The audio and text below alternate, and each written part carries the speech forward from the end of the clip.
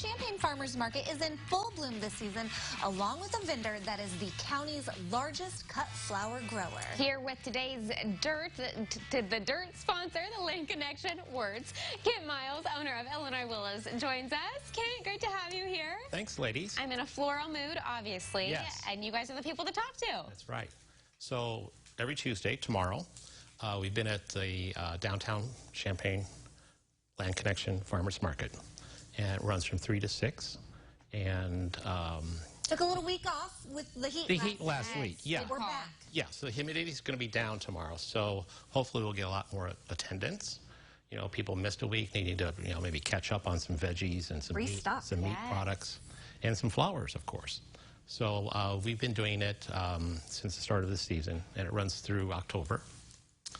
Well, tell me about being one of the largest flower growers here in the county. I mean, that's impressive. Well, when I first started, I was the only one, and now there's several. We're the largest as far as acreage and volume of product that we grow. Okay, and what does it mean, like like literally cut flowers, or what does that mean? So it's specially cut flowers. So cut flowers can range anywhere from a rose to a carnation to a dahlia to a sunflower, and many, many, many more. So what we grow as a specialty cut is things that take more infrastructure, more expense, as in like if you're going to grow roses and carnations. They're very expensive for here to grow in the U.S. because they need a little more of a climate-controlled area to grow, where a lot of our production is in the field and also in hoop houses and shade houses. And sunflowers, one thing I know you can find out in a field here in Illinois. Yeah. So I'm guessing those are what people can find tomorrow at the farmers market. Yes, yes. We just started this past Saturday at the Urbana Market with sunflowers. They just started coming on about mid-week last week.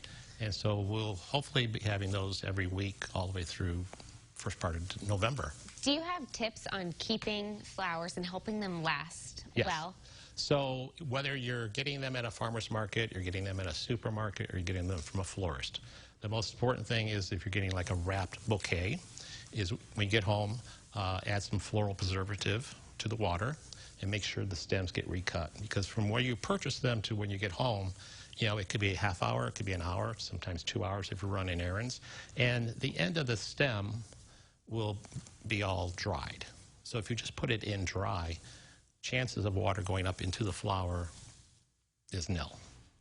So that's why sometimes they don't last. So what you would do would be you get them, say, on your kitchen counter like this, and then you would just give them a fresh cut, generally at an angle, because they will absorb more water, and then directly into it. Okay. Do you have to do that more than once, or just the time that you can? Just the one time. Just the one time. And then generally I recommend about every 2 days swapping out the water and a fresh cut, because as an example, like this sunflower you see under the water, all the little hairs. Oh yeah. So sunflowers, zinnias, Gerber daisies are considered a dirty flower because of the stem.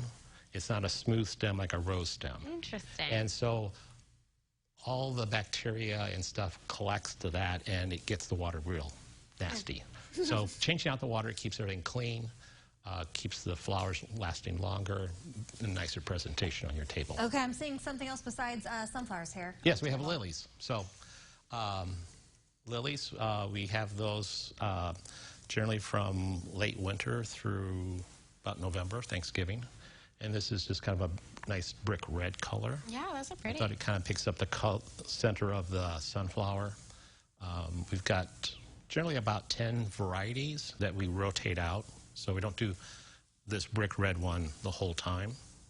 We have other varieties and different types. So this is what's called an LA lily. So you have Asiatics, which really don't have any fragrance. You have an LA lily, which is going to be a little larger bloom. It'll have a mild fragrance. You have Orientals, which are the real strong ones, the fragrance.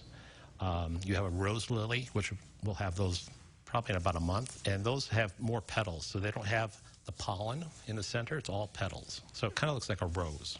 Okay, well, We're bringing back the floral arranging competition. That's right. With some new fresh meat here. A little throwdown happening. I'm kind of nervous, honestly. I'm excited, though.